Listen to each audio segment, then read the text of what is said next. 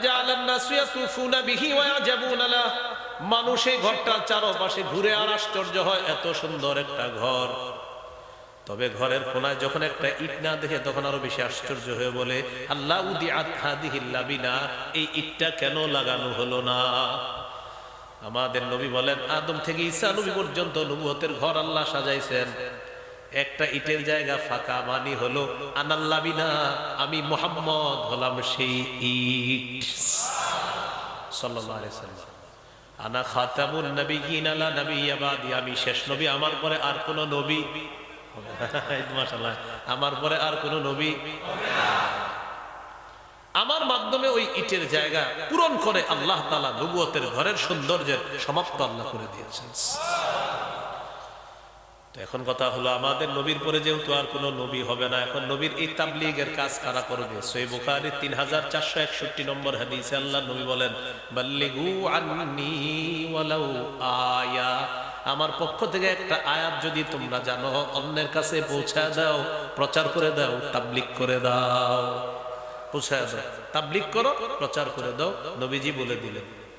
এখন কথা হলো, আমরা এটা প্রচার করব কেন? সূরা আলী ইমরানের 110 নম্বর আয়াতে আল্লাহ বলেন, কুনতুম খায়রা উম্মাতিন উখরিজাত লিন-নাস তা'মুরুনা বিল মা'রুফি ওয়া তানহাউনা আনিল মুনকার ওয়া তু'মিনুনা বিল্লাহ, তোমরাই শ্রেষ্ঠ উম্মত, তোমাদেরকে মানুষের কল্যাণের জন্য বের করা হয়েছে। কেন শ্রেষ্ঠ জানো? তোমরা সৎ কাজের আদেশ করবা, অসৎ কাজের নিষেধ করবা, তাই তোমরাই শ্রেষ্ঠ উম্মত। সহিহুল জামে হাদিসের কিতাব বুখারীতে আছে।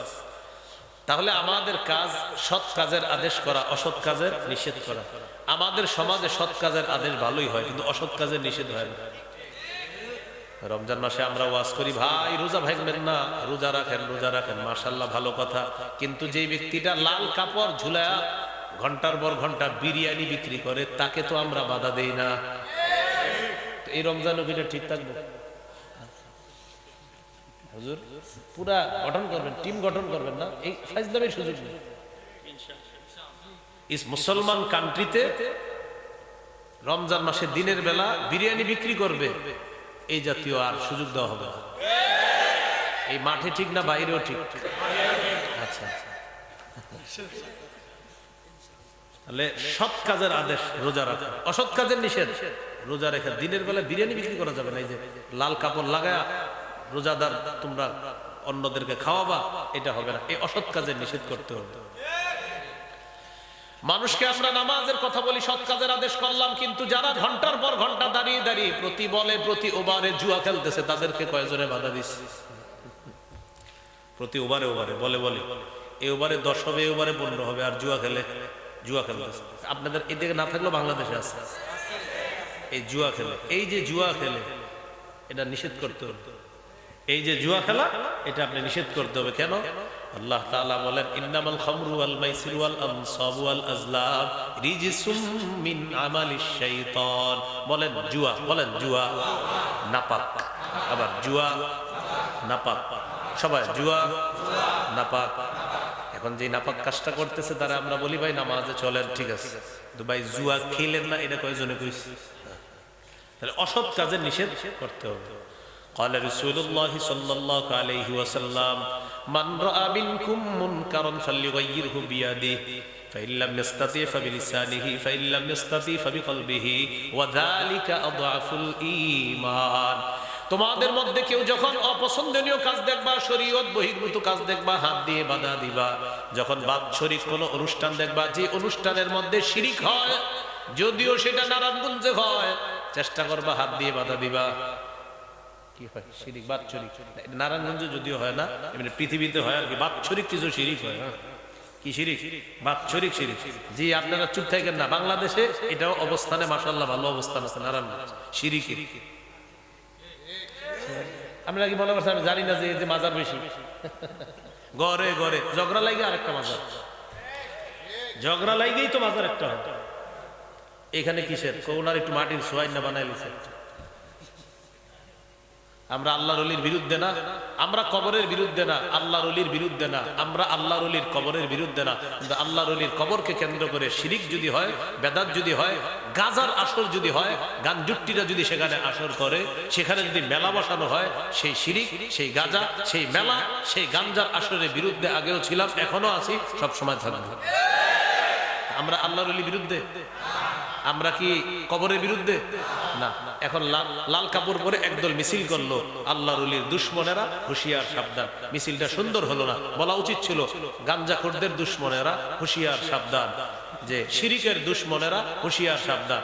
আপনি বলবেন ভাইয়া, আপনি এইভাবে বলেন স্লোগানটা, শিরিকের দুশমনেরা হুঁশিয়ার সাবধান, বেদাতের দুশমনেরা হুঁশিয়ার সাবধান, গাঞ্জার দুশমনেরা হুঁশিয়ার সাবধান, মেলার দুশমনেরা হুঁশিয়ার সাবধান। এবার সঠিক স্লোগানটা শিখিয়ে দিয়ে বলবেন এবার ঠিক আছে, আসলে আমরা শিরিকের বিরুদ্ধে, আসলে বেদাতের বিরুদ্ধে। আপনাকে স্লোগান ঠিক আছে, আমরা আল্লাহর ওলির বিরুদ্ধে না, আল্লাহর ওলির কবরের বিরুদ্ধে না, কিন্তু আল্লাহর ওলির কবরকে কেন্দ্র করে যারা শিরিক করবে, নারায়ণগঞ্জের উলামায়ে কেরাম সুযোগ যে শিরিক করতে দেওয়া হবে না, এই ব্যাপারে সবাই একমত হতে হবে। এটা কঠিন ভূমিকা নিতে হবে না, শিরিক করতে দিয়েন না, আপনারা শিরিক করতে দিয়েন না। কি আশ্চর্য, এক জায়গায় গেছেন, এটা নাকি আবার এখন পিছন থেকে বের হতে হবে সেখান থেকে, মানে এইভাবে বের হতে হবে, এইভাবে, মানে সামনে গেছেন দেখতে, এখন এইভাবে আসতে হবে। হ্যাঁ, ফাইজলামি কথাবার্তা না। তো যাই হোক ভাই, বুঝার চেষ্টা করবেন। তাহলে তোমাদের মধ্যে কেউ যখন অপছন্দনীয় কাজ দেখবা, হাত দিয়ে বাধা দিবা। ফাইল্লাম ইয়াস্তাতি ফাবিলিসানিহি, হাত দিয়ে না পারলে জবান দিয়ে বাধা দিবা। ফাইল্লাম ইয়াস্তাতি ফাবিকলবিহি, জবান দিয়ে যদি না পারো কলব দিয়ে কি করবা? সবাই বলো, আরো জোরে, আরো জোরে। আজকে থেকে আর একটু বাড়ায় বলবেন, বলেন কলব দিয়ে, বলেন। ঘৃণা করার পাশাপাশি অন্তরে প্ল্যান করা, কিভাবে এটা বাধা দেওয়া যায়। শুধু ঘৃণা না, প্ল্যান। বিকলবিহি মানে কলব দিয়ে প্ল্যান করতে হবে, যে আমি তো একা পারি না, দ্বারা কি করা যায় দেখি, এই প্ল্যান করতে হবে। এই জন্য বিকলবিহি, কলব দিয়ে। এই অনুবাদ আমিন সাহেব রহমতুল্লাহ আলী, আমিন সাহেব রহমতুল্লাহ আলী ছাড়া আর কাউরে এটা বলতে শুনি নাই। দাখিল পরীক্ষা দেওয়ার পর লম্বা সময় গ্যাপ, হুজুরের ক্লাসে গিয়ে বসতাম। এমনি আমি সরাসরি হুজুরের বুখারী ছাত্র না, ফতুয়া বিভাগের ছাত্র ছিলাম সরাসরি। বুখারীতে আপনার পিছনে গিয়ে বসতাম আর কি, মানে ক্লাসের ছাত্র হিসাবে না, এমনি বহিরাগত হিসাবে ওই পিছনে গিয়ে বসতাম। তখন হুজুর বলছিলেন যে ফাবি কলবিহি মানে তোমরা কি মনে করো? তো সবাই বলছে ঘৃণা করা। হুজুর বললেন না, শুধু ঘৃণা না, বিকলবিহি মানে হলো ঘৃণা করার পাশাপাশি কলব দিয়ে, অন্তর দিয়ে প্ল্যান করতে হবে এই কাজ কিভাবে বন্ধ করা যায়। আমি আর কারো থেকে শুনি নাই। আল্লাহ হযরতের কবরকে জান্নাতের উঁচু মাকাম বানায়।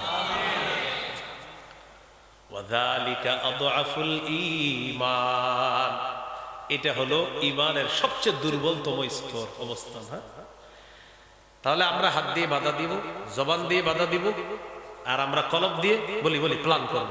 কলব দিয়ে ঘৃণা করব আর প্ল্যান করব কিভাবে। আপনি ঘৃণা করা মানে এরকম না, যা করার করুক, আমি ঘুমায় থাকি, আল্লাহুম্মা বিসমিকা আমুতু ওয়া আহইয়া। না, আপনি শুয়ে শুয়ে চিন্তা করতে হবে, আজকে আমি একা পারি নাই, দাঁড়াও বুঝাবুঝি দিন পরে ইনশাআল্লাহ, এরকম প্ল্যান করতে হবে। আল্লাহ আমাদেরকে হাদিসগুলো সঠিকভাবে বুঝে আমল করার তৌফিক দান করেন। এক নাম্বার বৈশিষ্ট্য ইখলাস। বলেন তো এক নাম্বার বৈশিষ্ট্য কি? এটা একটু সবাই মন দিয়ে শুনেন। এক নাম্বার আল ইখলাসু ফি আমালি, দাওয়াতের কাজে ইখলাস থাকতে হবে। নাসাইর হাদিস 3140 নম্বর হাদিস, ইন্নাল্লাহা লা ইয়াকবালু মিনাল আমাল ইল্লা মা কানা লাহু খালিসা। আল্লাহ তাআলা ততক্ষণ আমল কবুল করেন না যতক্ষণ এটা ইখলাসের সাথে না হবে। সূরা জুমারের 11 নম্বর আয়াত। কুল, নবী আপনি বলেন, ইন্নী উমিরতু আন আ'বুদাল্লাহ মুখলিসাল লাহুদ্দিন, আমাকে আদেশ করা হয়েছে আমি যেন রবের ইবাদত করি ইখলাসের সাথে। দাওয়াত এটা একটা ইবাদত, এই ইবাদত ইখলাসের সাথে করতে হবে। মুবাল্লিগ, ইসলাম প্রচারক, দাঈ, ওয়াইজ, খতিব, বক্তা, আলোচক, সবার জন্য এটা ইখলাস থাকতে হবে। দুই নাম্বার, আইয়াতাকিদ আন্নাহু ওয়ারিসুন বিদাওয়াতিহি ইলাল্লাহ লিনবিয়িহি মুহাম্মাদিন সাল্লাল্লাহু আলাইহি সাল্লাম, যিনি দাওয়াত দিবেন তিনি এটা বিশ্বাস করা আমি মুহাম্মদ সাল্লাল্লাহু আলাইহি সাল্লামের একজন ওয়ারিস, আমি নবীজির কথাগুলা যতটুকু জানবো ততটুকু অন্যের কাছে বিশ্বস্ততার সাথে আমি পৌঁছিয়ে দিব। দুই নাম্বার, এই বিশ্বাস করা। এখন কষ্ট নিয়ে না, আমাকে একটু বলেন, ওয়াজের মঞ্চে বসে আমি আপনাদেরকে মিথ্যা কথা বলে আধা ঘন্টা হাসাইলাম, কয় ঘন্টা? এটা আমি কোন ওয়ারিসের কাজ করলাম? এখানে আপনারা যদি 1000 মানুষ থাকেন, 1 মিনিট ওয়াজ করে যদি আজকে আমি চলে যাইতাম, 1 মিনিট, 1 মিনিটকে 1000 যোগ করলে কত হবে? 1000। 1 মিনিট 1 মিনিট 1 মিনিট কয় হাজার মিনিট হবে? 1000।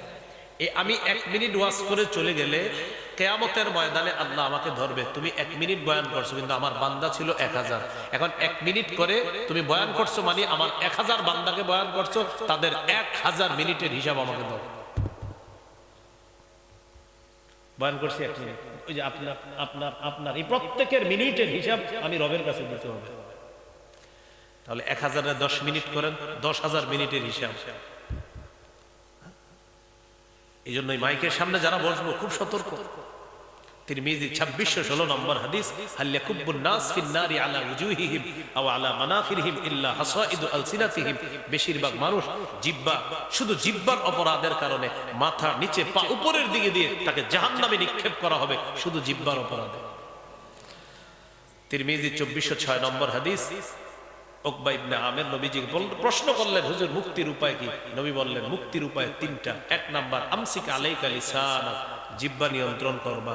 2 নাম্বার ওয়ালিয়াসাকা বাইতুক, তোমার ঘর যেন তোমার জন্য প্রশস্ত হয়। 3 নাম্বার ওয়াবকি আলা খাতিআতিক, তুমি গুনাহের উপর কান্নাকাটি করবা। এখানে দেখেন 1 নাম্বার বলছে জবান নিয়ন্ত্রণ করো, এটা মুক্তির উপায়। as-silsilatus sahiha 2700 নম্বর হাদিস, 2700 নম্বর হাদিসের বর্ণনা, জাবের রাদিয়াল্লাহু তাআলা আনহুর বর্ণনা, নবী বলেন ইন্না রাব্বাকুম ওয়াহিদ, তোমাদের রব একজন।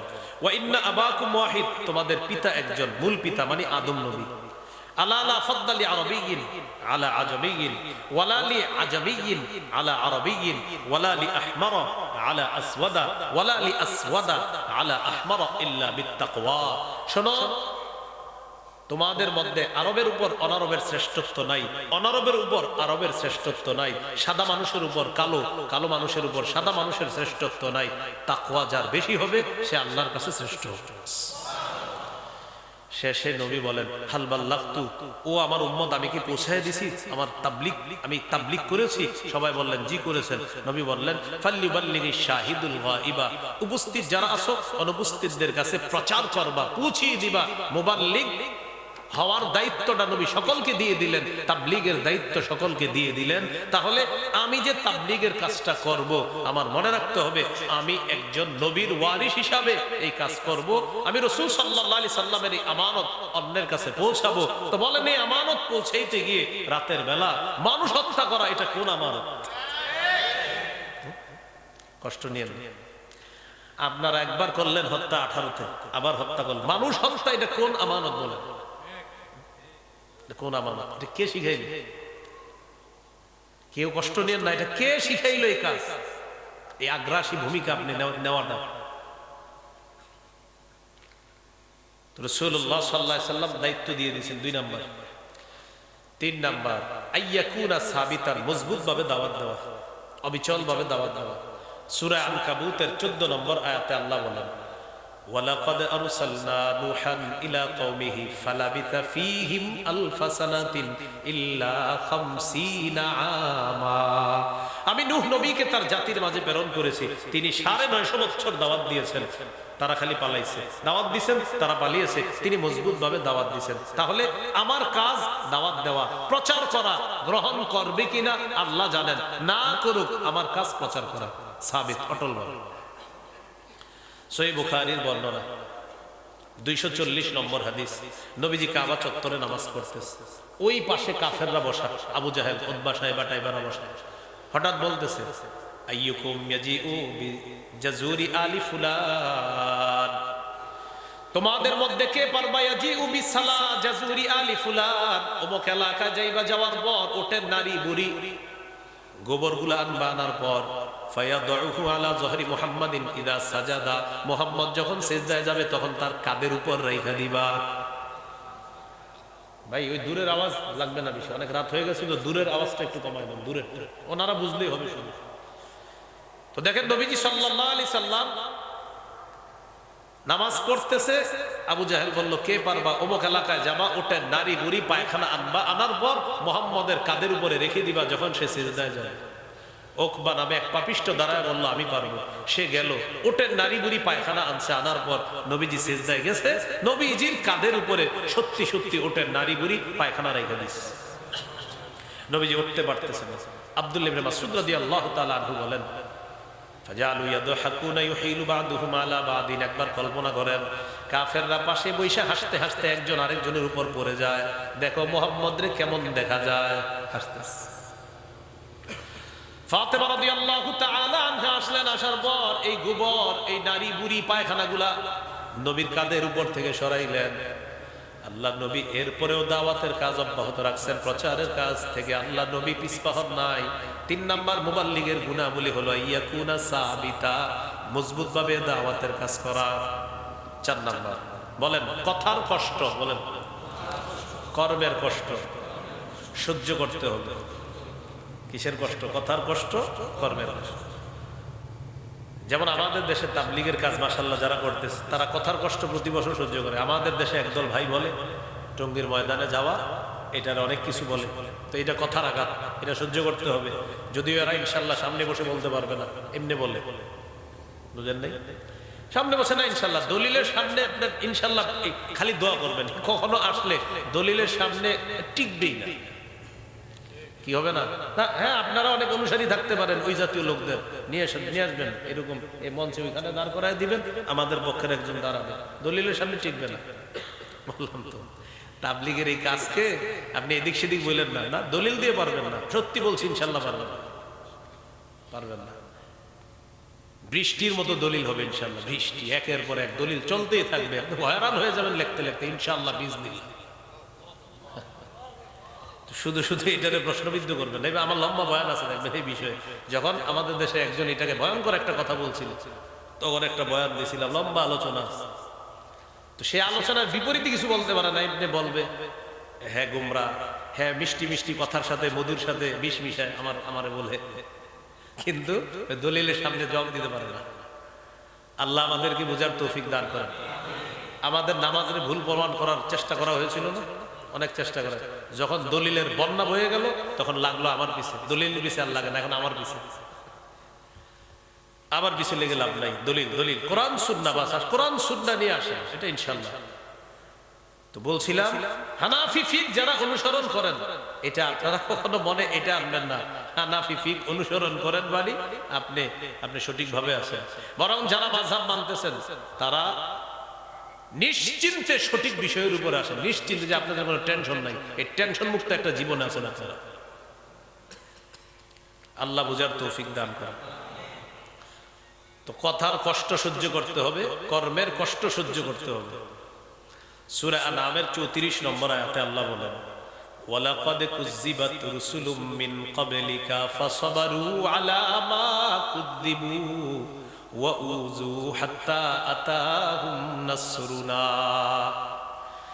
আপনাকে তারা মিথ্যাবাদী বলে কষ্ট দেয়, আপনি কষ্ট নেবেন না। আপনার পূর্বে রাসূলদেরকেও মিথ্যাবাদী বলা হয়েছে, তারা সহ্য করেছে। এক পর্যায়ে আমার সাহায্য এসে গিয়েছে, নবী আপনার কাছেও আমার সাহায্য আসবে, তাদের কথার আঘাতগুলো একটু সহ্য করেন। সুবহানাল্লাহ। সহিহ বুখারীর বর্ণনা 4815 নম্বর হাদিস। আল্লাহ নবী কাবা চত্বরে দাঁড়ায় আছে, উকবা ইবনে আবি মুআইদ পাপিষ্ট আসছে কাবা চত্বরে। আসার পর নবীর গলায় এইভাবে চাদর পেঁচাইছে, গলায় চাদর পেঁচাইছে, গলায় চাদর পেঁচাইছে, নবীজির গলায় চাদর পেঁচায় দুই পাশ থেকে টান দিছে, নবীজিরে ফাঁসি দিয়ে মেরে ফেলবে। আমাদের নবীর মুখ থেকে কথা বের হচ্ছে না, গলায় চাপ পড়ার কারণে নবীর মুখ থেকে কথা বের হচ্ছে না। কল্পনায় আনেন কিভাবে কষ্ট দিচ্ছে। আবু বকর সিদ্দিক আসছে, আসার পর একটা ধাক্কা দিছে, ধাক্কা দেওয়ার পর আবু বকর সিদ্দিক বললেন, আতাকতুলুনা রাজুলান ইয়াকুলা রাব্বি আল্লাহ ওয়া ক্বাদ জাআকুম বিল বাইয়িনাতি মির রাব্বিকুম। একজন মানুষকে কি এই কারণে হত্যা করবা যিনি বলে আমার রব হলেন আল্লাহ?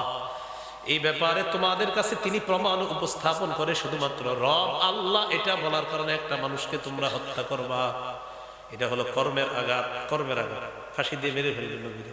নবীজি দাওয়াতের কাজ বন্ধ করেন নাই। এ হলো 4 নাম্বার। 5 নাম্বার, জাতির মেধা বুঝা তাদেরকে দাওয়াত দিতে হবে। সহিহ বুখারীর 126 নম্বর হাদিসটা শুনলে বুঝে আসবে। নবীজির মন চায় কাবাটা ভেঙে 2টা দরজা বানাবে, এক দরজা দিয়ে মানুষ প্রবেশ করবে, আরেক দরজা দিয়ে মানুষ বের হবে।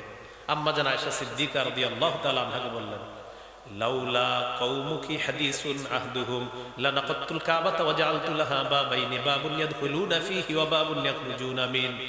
আয়েশা, তোমার জাতি যদি নতুন মুসলমান না হতো তাহলে আমি কাবাটা ভাঙতাম, ভেঙে দুইটা দরজা বানাইতাম, এক দরজায় ঢুকতো আরেক দরজায় বের হতো।